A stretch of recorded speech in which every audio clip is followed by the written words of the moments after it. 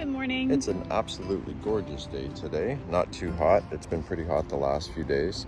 We just stopped by to take a look at something, one of the projects we worked on, see how it's coming along. And what it's related to very specifically is this part of our name.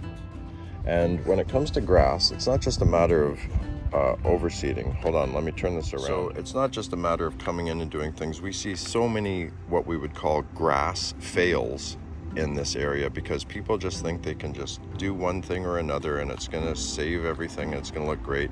Usually the result is you get 2 years out of sod before it starts showing weeds and stuff. You might get a couple years out of a newly seeded lawn, but you're going to run into the same things that everybody does, which is moss and all of that. You have to understand the science behind the plant itself and the soil and all of that. So there's a whole process to this. We had them actually bring in 10 yards of topsoil, good quality topsoil, before we came in and did the preparation and the seeding. This is 5,600 square feet of property, and we freshly seeded the front.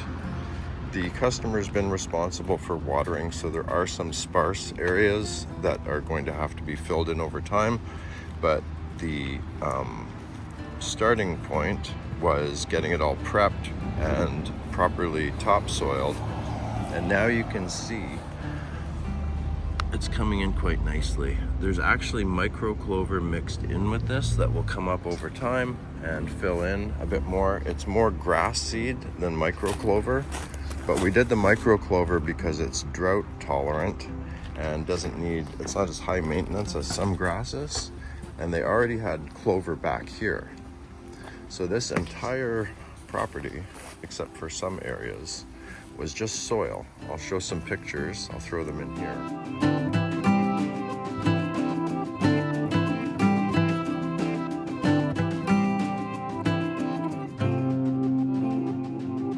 This is what it looks like now, and they're doing a good job with the watering. A few days back we came in and noticed that there were some spots that weren't getting enough water, so we moved the sprinkler. Stuff's coming up, and what happens with grass when it becomes healthy is it forms a root system underneath that then starts to tie in like a small forest, and new grass will continue to sprout in some of the thinned out areas. But overall, if you consider this was completely soil, pretty good. We added fertilizer as well. The micro-clover is just starting to come up.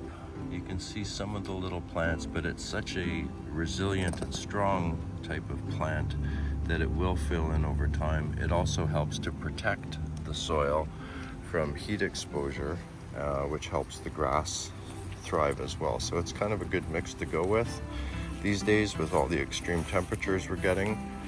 And yeah, we come by. Part of our job is to come by and take a look at how things are going, and this is how things are going on 5,600 square feet of seeded lawn.